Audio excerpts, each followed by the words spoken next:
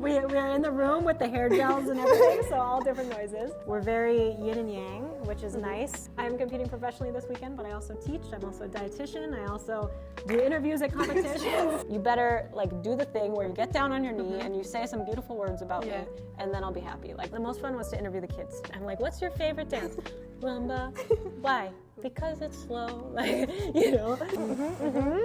There's that sense of accomplishment that comes with being able to check something off. And she did a beautiful job.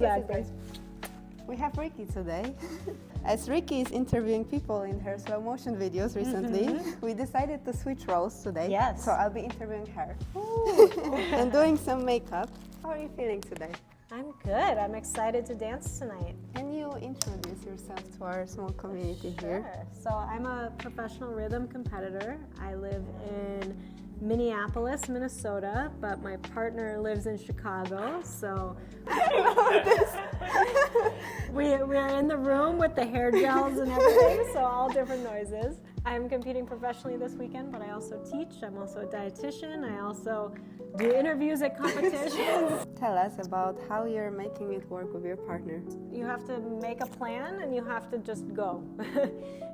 So I plan if we're not at a competition, I'm out here in Chicago, whether I drive or fly or take the train, training, competition, training, go, go, go. And how often do you practice together? Normally every weekend. So you're traveling probably Friday and coming back Sunday? Or? Normally traveling Friday, coming back Sunday. Most of the time, sometimes if the flights are too expensive and I'm flying, I'll fly back Monday morning.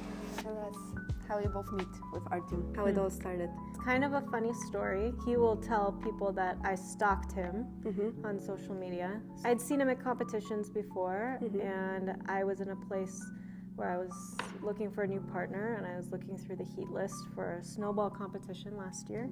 Then I saw his name and knew he hadn't been on the professional floor in a while, and I knew he was a good dancer. So I sent him a message and I said, you're interested in coming back to the floor? And 10 minutes later he calls me. He says, I don't know, maybe. Then I told him I live in Minneapolis, and he said, I'll be at a competition in Minneapolis. And I say, I know. He was like, oh, you're a stalker, you're weird. So we tried out at Snowball, and we kind of tried out for a few months to see, is this gonna work? Is our dynamic good? Can we figure out logistics for commuting? End of March of last year, we said, okay, let's do this. We're very yin and yang, which is nice. He's very artistic. I'm very logistics. How your journey started? When did you start dancing, and how did it look like in the beginning? I started when I was 16, so I started kind of late. I was a gymnast before that, so I quit gymnastics and I watched So You Think You Can Dance on TV. And I thought, well, ballroom dancing looks cool, and it looks like you don't have to start at 3. They have all types of dances, yes? Yes. Hip-hop and... Yeah, so they're all styles. There was a studio that opened down the road from my house, and said, well, let's give it a try. And on the side note, I had my old teammates would always tell me, Ricci, you're a terrible dancer. And so I was like, well, maybe I can prove them wrong. So a little bit of a different journey, not someone that started at 3 years old or 10 years old and kept going, and also not someone that started just, later in life as pro-am. We're gonna switch the interview around here. How is it like being in the US instead of Poland now? What I like about US very much is the approach of people and their mindset. All the time we speak with Kuba at home, we are talking about this, that when we are coming back to Poland, every time we see how people and their approach to life is different. I would say they complain a lot. And they try to find negative side of everything. And here in US, we were really shocked how people were open-minded and really appreciating stuff we are doing. They were very nice to us from the very beginning. I remember, for example, my very first group class at the studio, and I was pretty stressed, I can say, because I used to teach with Kuba only kids in Poland, and kids are a little bit different than adults. You always know that you won't screw up the same way when you do it with adults. And I was really stressed, and I wanted to do my best. I remember that when I started my group class, and I've been also stressed about my English that time, they were all so warm and kind to me. If I was stressed sometime and I missed some word, they were giving me examples how I can use it. They were you got this, cool. And stuff like that. that, or turning some things I said wrong into a joke or something like that. And I was like, this is my environment. Like, I love when people are like this, supportive all the time. Yeah. Instead of it always being like harsh pressure. Yeah, and I also really like the thing that dance in US is completely different than in Europe. People are at the competition, like they really treat each other as friends more than like opponents. Here everyone is very kind, so this is what we love at Cuba. But the one thing I remember from the beginning that shocked me was food in US. How do you deal with it? You know, for me, if I was at home all the time, it wouldn't be so hard because I cook clean, I cook good food that makes your body feel good. But when I'm on the road, I'm so busy to be able to cook and bring stuff with me for like 3 days. For example, today, like I could have eaten food from the hotel restaurant, but I knew it had a lot of sauces and a lot of stuff that I knew wouldn't make me feel good before dancing. So I know there's like a Mediterranean restaurant that I could order from, and I could get just like chicken and rice that had seasoning on it. And then, you know, if I wasn't dancing, I'd load it up with vegetables. If I am dancing, I'm like, I don't need any fiber that's gonna make me bloated. I didn't know that. Yeah, so sometimes like if you eat a salad before dancing, you're like, oh, like my stomach's expanding.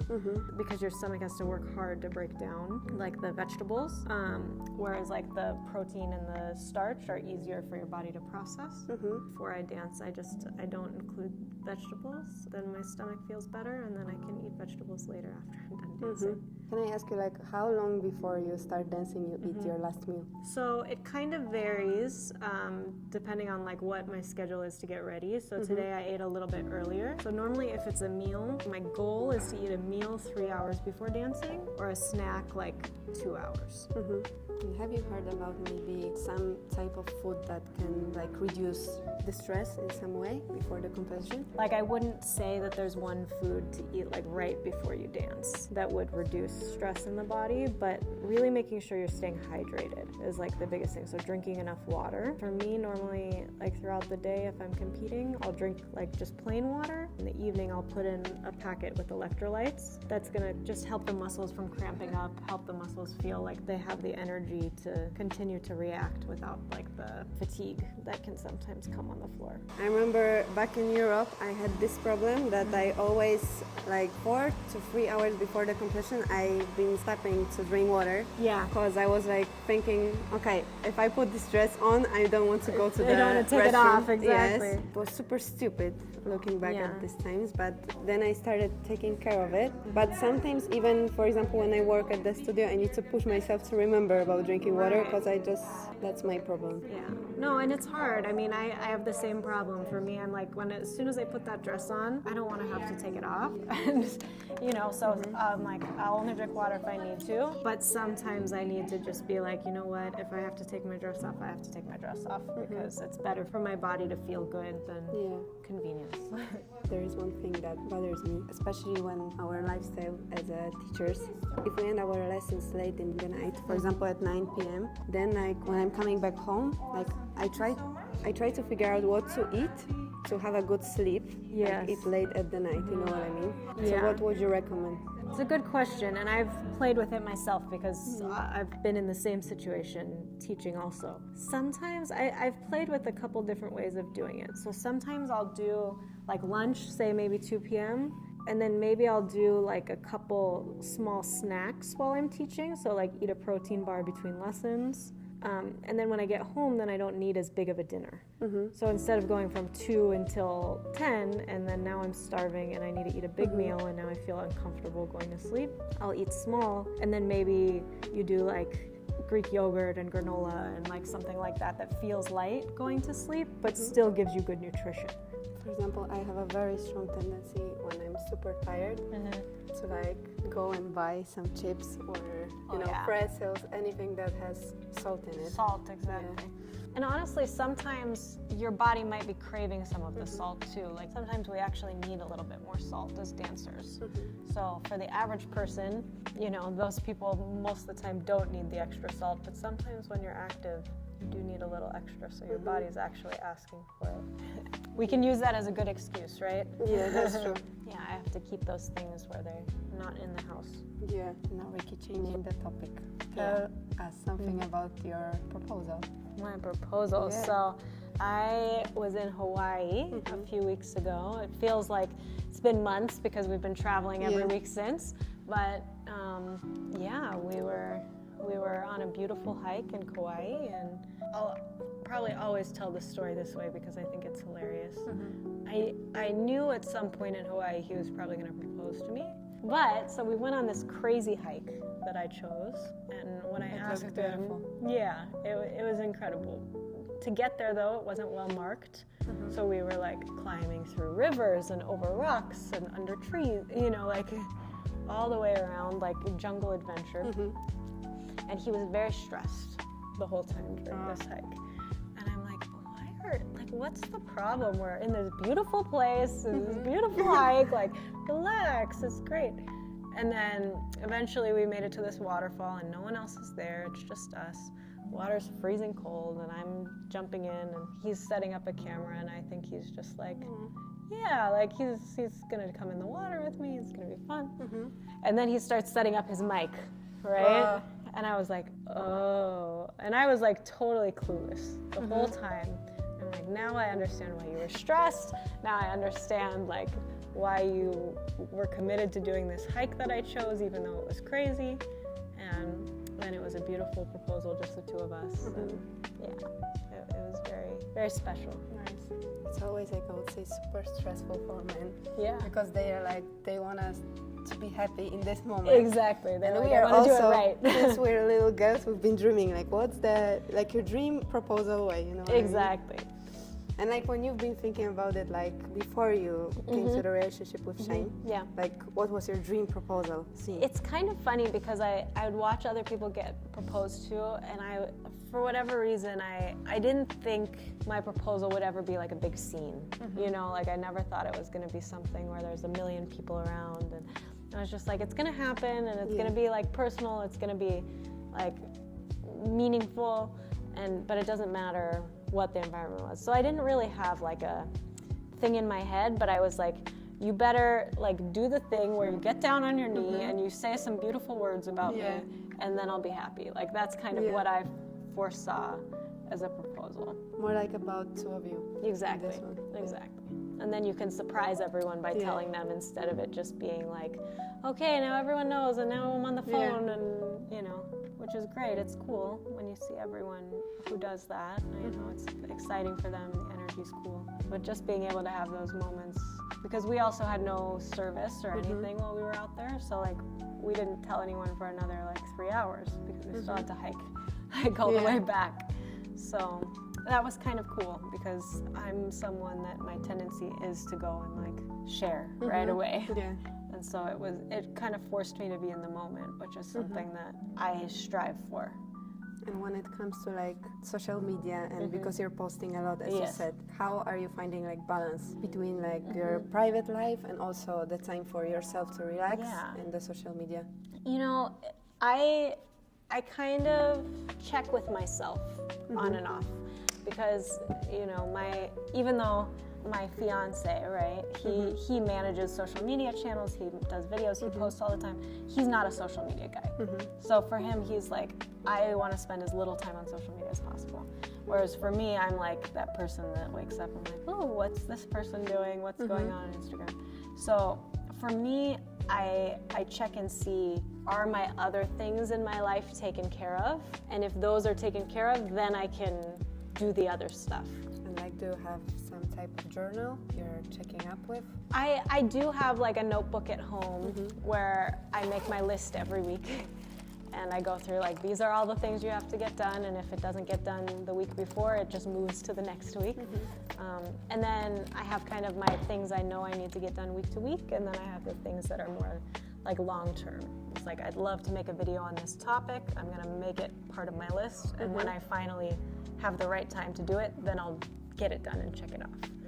But yeah, normally it's just making that list and having it there, and I even put the littlest things on that list, like any idea that comes to you. Exactly, like make the bed today, you know, or brush your teeth, whatever it is, like just because there's that sense of accomplishment that comes with being able to check something off. And do you, for example, do a list of couple things that you're proud of or you appreciate during your day? I don't actively like write it down. But I do try and remind myself to check in on that. I tell my clients to do that. Yeah.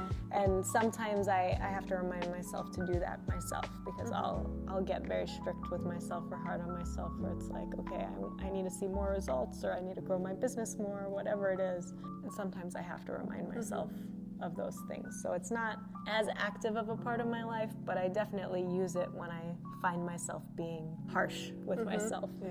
And also, Ricci, because you've been like really successful on your social media, like with those interviews, and I mentioned in the beginning, and you're doing super good in those.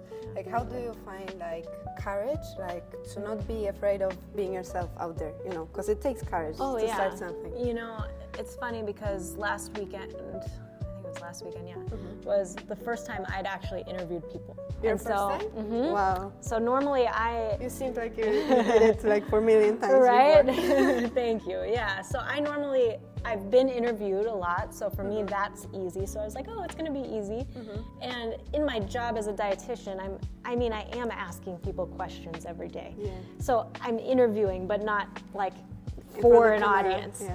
And so for me, I just kind of, it was something where I had to remind myself, like, you know how to be authentic, and just ask people about themselves and who they are, and you know, people appreciate that. And so I think the scariest thing for me, honestly, is, you know, our industry, like we create this standard of, you know, oh, the judges, you know, or like, oh, the top level competitors, whatever it is, where like to go and talk to them was, especially ones I haven't communicated with before, like that I think was the hardest part for me.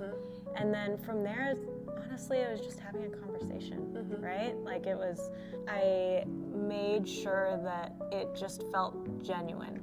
Take advantage of what makes those people special and what you enjoy about those people, or what you see other people enjoy about those people, then it just becomes natural. It's important, I would say, nowadays to like stay natural. Yes. You know, it's always an interesting balance, because everyone is different. Exactly. And you know, I know there's people that will love me, there's people that will hate me, and that's, as long as I am who I am and I'm respectful of other people, then I can't control who loves me and who hates me. Yeah. You know, as dancers, to some degree, we have to create something that's maybe not authentic to our day-to-day personality, but that's still authentic to a part of us, even if we have to like dig for what that part of us is. That's a nice way to describe it. Yeah, because you know, people say like be someone else when you dance or act, but if you're just acting, it's not you. And so even if, like, I know I don't seem like it when I do these interviews, I'm pretty shy. Like, I'm a pretty shy, like, quiet person. I'm same. Yeah, exactly. So in those moments, it's like just being able to, like, for me, it's who is the person that I am. If the doors are closed, I don't think anyone's judging me. Like, who do I see in like the deepest parts of my soul, and being able to pull those things out on the dance floor, I think is really cool. To be able to, like you said, you know, like be genuine, but not necessarily the genuine of my walking around on a day-to-day basis. True. I think that's the beauty of dance, like to show that everyone's different. Exactly. Because if we're all trying to be the same person, the same character, it's boring. And how do you feel being in front of camera? Yeah, I've always enjoyed being in front of a camera. It's something. So you like to be in the spotlight? I do.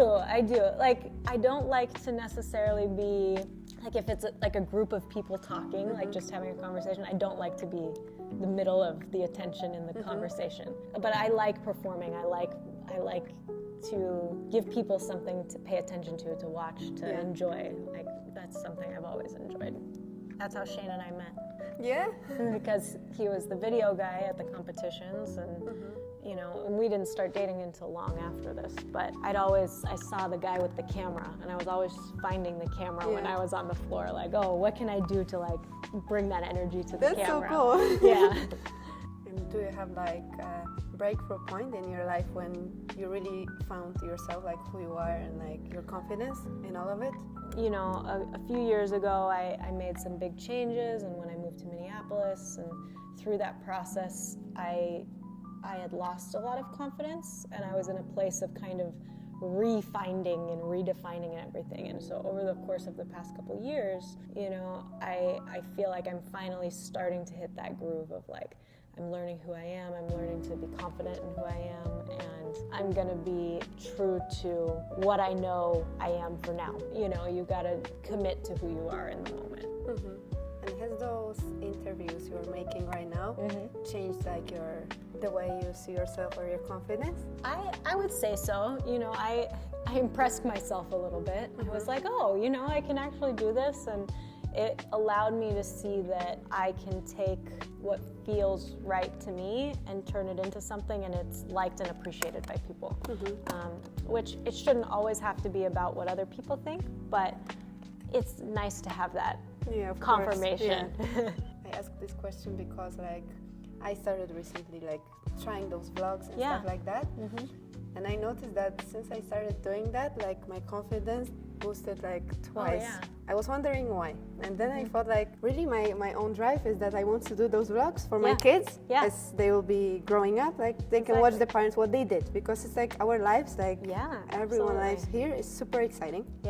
And like I found out that when I talk with people, like for example, recently I did like with one of my students like a lashes application, something like that. And I found myself like when I talk with people and I can really help them, like I feel super good in front of camera and everything. Sometimes when I started recording the vlogs, I've been like, I didn't know what to say, and I was like, okay, have I said it correctly and stuff like that, you know. And I wanted to keep my natural self, but I was stressed a little bit.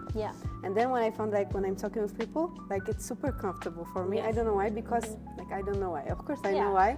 Like I feel like I really care about people. And like I just want to capture it, you know. Because usually like if I would be doing makeup like this, I wouldn't put this camera here. Because usually you're just doing everything in a rush, you know what I mean. So that was like a thing to try. But you shocked me with this, that it was your first time interviewing people. Really. Thank you. I've been watching the one, I think it was Mason and Matthew. Because we know them, and we're like watching it with Kuba, and we're like, oh my God, that's so good, like so nice. You should continue it with no doubt. Thank you. Yeah, I'd love to do more of it. Once I got over the stress of like, okay, how do I ask people? When do I catch them, like when they're not focusing on their dancing or being on the next panel? And once I got over that, then I was like, oh, this is fun. This is great. The most fun was to interview the kids. Yeah, because, you know, how old were they? The youngest ones? The youngest one was, I don't know her age, but I wouldn't be surprised if she's like 5, maybe. And you know, like one word answers, right? I'm like, what's your favorite dance? Rumba. Why? Because it's slow. Like, like nothing crazy.